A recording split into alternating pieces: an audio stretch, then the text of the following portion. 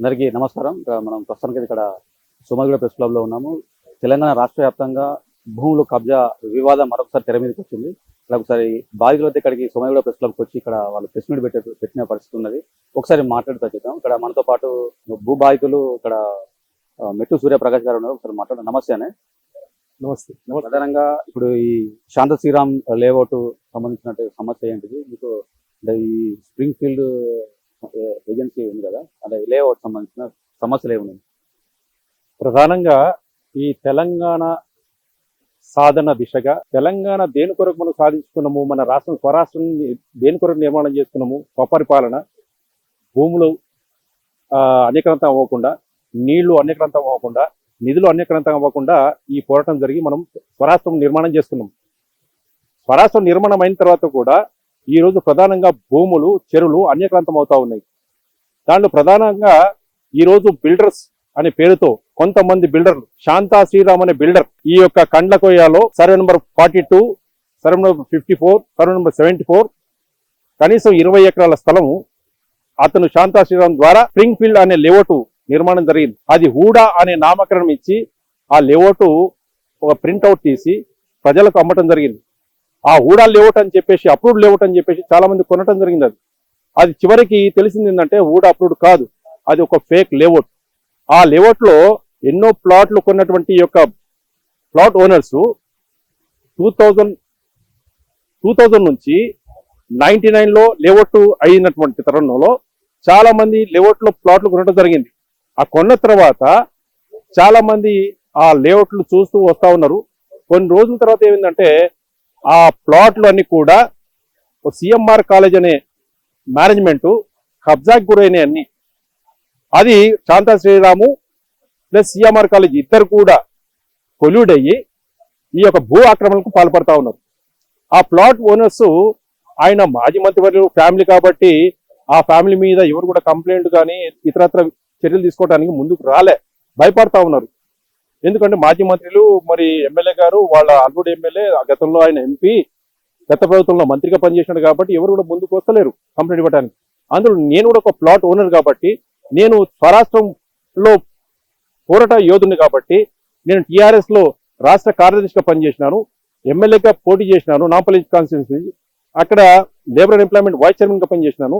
నా పరిస్థితి ఎట్లా ఉంటే సామాన్యుల పరిస్థితి ఎట్లా ఉంటుందనే ఆలోచనతోని ఈ ప్రెస్ మీట్ ద్వారా సామాన్య ప్రజానీకానికి జాగృతి చేయడానికి, ఈ భూ పోరాటంలో అందరు భాగస్వాములు కావాలి. ఈ భూములని అన్యక్రాంతం అవ్వకుండా మన భూములు మనమే కాపాడుకోవాలా.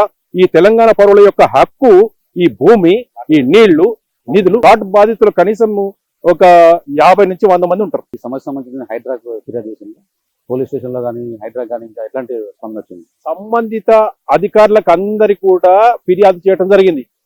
మున్సిపల్ గుండ్లపోచంపల్లి మున్సిపాలిటీకి గతంలో మున్సిపాలిటీ ఉన్నప్పుడు అప్పుడు కంప్లైంట్ ఇవ్వడం జరిగింది. ఆ తర్వాత సైబరాబాద్ అని చెప్పేసి కార్పొరేషన్ అయిన తర్వాత సైబరాబాద్ కమిషనర్ కు ఇవ్వడం జరిగింది. అక్కడ ప్రజావాణిలు ఇవ్వడం జరిగింది, పోలీసులకు కంప్లైంట్ ఇవ్వడం జరిగింది.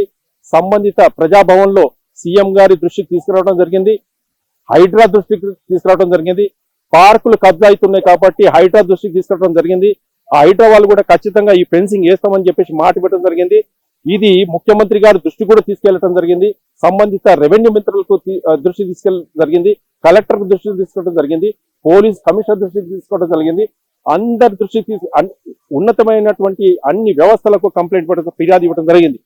మేము మీ మీడియా ద్వారా గౌరవనీయుల ముఖ్యమంత్రి గారికి మన చేయటం ఏంటంటే, సార్ మీరు బ్రహ్మాండమైనటువంటి హైడ్రాని నిర్మాణం చేసి చెరువులని, భూములని కాపాడుతా ఉన్నారు.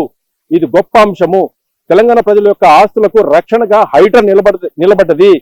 ఆ దాంట్లో భాగంగా ఈ యొక్క CMR college, Shanta Sriram layout కూడా హైడ్రా ద్వారా సంబంధిత అధికారులు ఈ లేఅవుట్ లో పార్కులని కాపాడాల్సిందిగా మేము ముఖ్యమంత్రి గారికి మనవి చేయడం జరుగుతుంది.